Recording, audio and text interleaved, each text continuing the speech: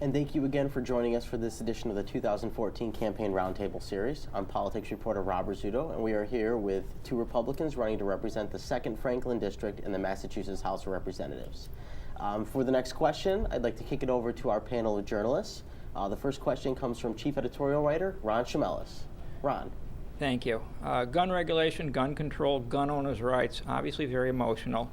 Many gun owners appear to feel that new regulations would constitute an encroachment on their rights. Is there room, in your opinion, for negotiations? Is there a middle ground on which gun regulations can be modified, maybe even expanded, or is this issue hands-off out of respect for law-abiding gun owners? All right, so, gun control, obviously a very hot topic, kind of perennially, but especially this year with the comprehensive piece of legislation that the Massachusetts State House has passed. So for this question, Susanna, we'll start with you. Well, they don't call me Second Amendment Susie for nothing. I am a sports shooter. I have a license to carry. I have a concealed carry permit as well, a Class A license to carry. I believe Massachusetts needs to focus on enforcing the laws they already have. The latest piece of legislation that's come through, the DeLeo bill, House 4121, was one of the most onerous pieces of gun legislation that's come through in a state that already has some of the strictest gun laws as well. We need to focus on the criminals. Also, one piece of that bill that I had a lot of trouble with was lumping mental health into that bill. Commonwealth of Massachusetts needs some comprehensive mental health legislation, but not tacked on to a bill that was created and designed to prevent new town type shooting events, because mental illness doesn't go hand in hand with violence. Mental illness doesn't go hand in hand with the kind of legislation, the kind of devastation we saw in Connecticut. So I think it's really important for legislators to look at what's really going on here. And law-abiding citizens, they're not the people who need laws written for them. We've got several laws on the books to make sure that people are safe. We need to punish the criminals and the people who are committing crimes with these. And secondly, and apart from gun legislation, we need to work on some comprehensive mental health legislation. So just to clarify on the topic of gun control, should you be elected and this come up again, is it the kind of thing where there perhaps is a middle ground to be struck, or do you think that we have enough laws regarding gun control in Massachusetts and it's a hands-off? I absolutely believe Massachusetts has some of the strictest gun control laws in the state. I would not consider any more infringement than what's already happening. Thank you very much. Ms. Anderson. Agreed. I also went down and I testified before DeLeo's committee when this bill was drafted. I took down 7 of my team and spoke with them, and I had to wait until 4 o'clock in the afternoon to get that opportunity. But it was very important because my father, as a United States Marshal, has had his family being threatened. Our lives were threatened. When we get out of jail, we're coming after you, we're coming after your family. And because of this, I also was taught as a young child how to defend myself in my home. The laws, the way that they are being written now, would leave everyone under 18 defenseless. Because if you touch a firearm in your parents' home, the parents go to jail for 12 to 15 years. That would have put myself and my siblings at risk if we were not allowed to defend ourselves because of our age, and that makes us targets. We have quarter-mile long driveways, sometimes half-mile long driveways out where we are, and when you're going to expect the police to get there first, sometimes that may not happen. We need to take care of all of our citizens by allowing them that Second Amendment right, which is to defend themselves. And it shouldn't be based on their age or they said the mental capability. Who's going to determine who's mentally capable, who's suitable? The word they used in the bill was suitability. Who's going to determine that suitability? When you have people that say, well, you're religious, so obviously you're not suitable. Okay, there's different, we have to be very cautious when you start mixing those two together. I would say, as has been said, Massachusetts has the strictest laws in the country. We do not need to be infringing upon law-abiding citizens. Okay, so you're both looking for enforcement of the current laws as opposed Absolutely. to new gun control. Absolutely, thank you. Thank you very much. And we're going to shift gears a little bit. We're going to go back to our journalist panel for the next question, which is relating to the opioid epidemic here in Massachusetts. And we will go to Rob Genest. The heroin epidemic has peaked in the past year throughout the Northeast, including Massachusetts. The state has allocated additional resources towards treatment, while our federal legislators are working not only to increase funding for treatment options, but to increase the availability of the life-saving drug Narcan, which revives a heroin overdose victim. What do you think we need to do as a Commonwealth to help combat this growing problem?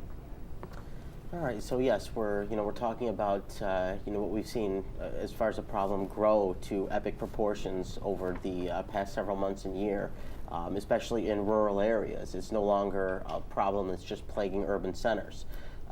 Especially up in Franklin County, we've seen a surge in this. We'll start with you, Ms. Anderson. What do you see as the state's role in attacking this epidemic? In January of this year, Haywood Hospital printed out their new suicide prevention unit, and the information in there was that the state of Massachusetts has 7 suicides for every 100,000 people. Our area has 12.3 suicides. And what they discovered was that it was men mostly, ages 25 to 65, who have been jobless for 6 months. That is the major common denominator amongst them.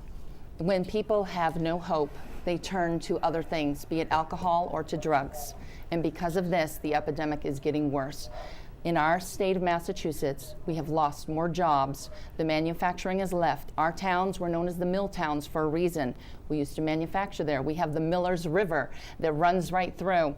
These things that helped us to grow was manufacturing, helped us to stay together as a community, helped us to have extra funds to go to those mom and pop shops and to those restaurants. Without these things, they feel hopelessness. There aren't the jobs. 1/3 of our towns, approximately, are seniors. Another third, about a third, are on fixed income, whether it's disability or welfare. And because of this, our towns are out of balance. And when your towns are out of balance, they don't feel that hope. They don't feel that they can make it. The jobs are not there. So I've been talking with a doctor down in Springfield area. He said that he is only allowed to have 99 patients concerning this opium epidemic, and he treats them. Mm-hmm. Because he is only allowed to have 99, if he gets that 100th patient, he will lose his license. And I asked him, why is that? Is it because you have controlled substance, or what is that? So being in touch with him, he said he wants to open a unit up in our area, but he needs legislative help. And we're looking to change some of those laws so that they can help out our area in those ways. A number of people in the Franklin County have had different meetings about this. It is very important to our area, yes, but it's underlying is that we don't have the jobs. If we had the jobs, the addictions would be less.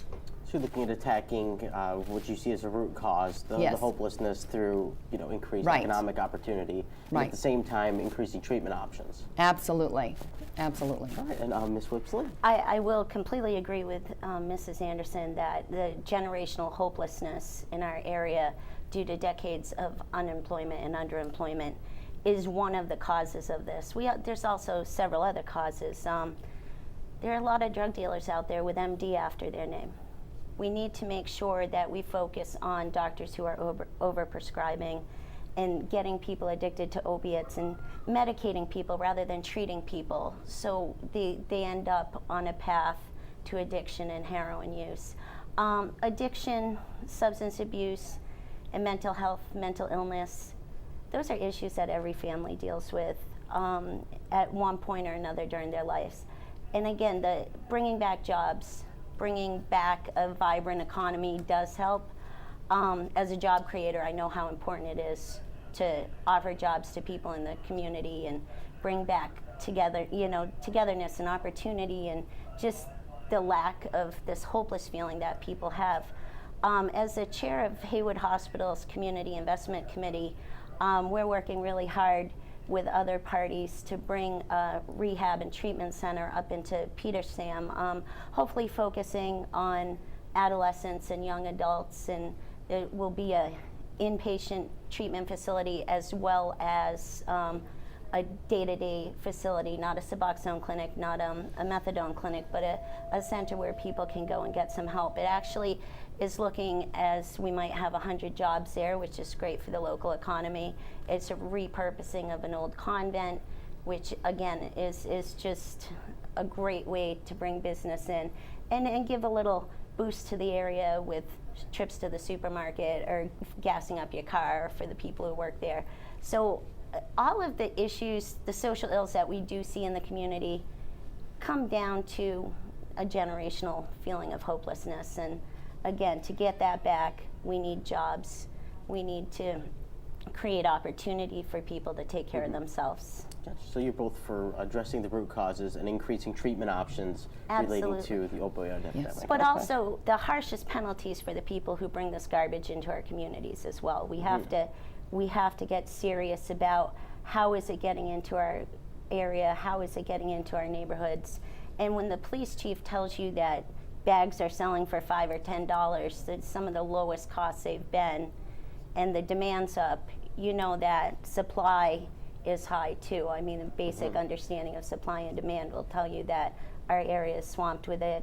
And speaking with our fire chief and other personnel in town, the number of overdoses and use of Narcan continues as well. Our police officers came to our Board of Selectmen meeting recently for permission to carry Narcan in their cruisers to also help. And there's different groups in town that are actually giving Narcan for people to bring home. So I mean, the answer isn't saving people from overdose as much as it is preventing the overdose from getting people to that point. But on the topic of Narcan, which is it's being heralded by first responders as an amazing life-saving drug, it can almost instantaneously reverse somebody who's in a complete heroin overdose, unconscious, and on their way to death. Do you both support the proliferation of Narcan as a life-saving tool among first responders? Absolutely. Yes. Anything Yes. you can do to save a life. But again, if people understand the fatal dose of heroin, it suppresses your respiratory system to the point where your body just stops breathing, and this Narcan bounces you back. But once we use Narcan on somebody, where do we go from there? How can we help them and get them back to a place where they're healthy and their well-being is in Looking at the check? longer-term treatment as Exactly. a solution That's a for it, too. Band-Aid. Gotcha. All right, well, thank you very much. We will take a short break, and we'll be back in a few moments.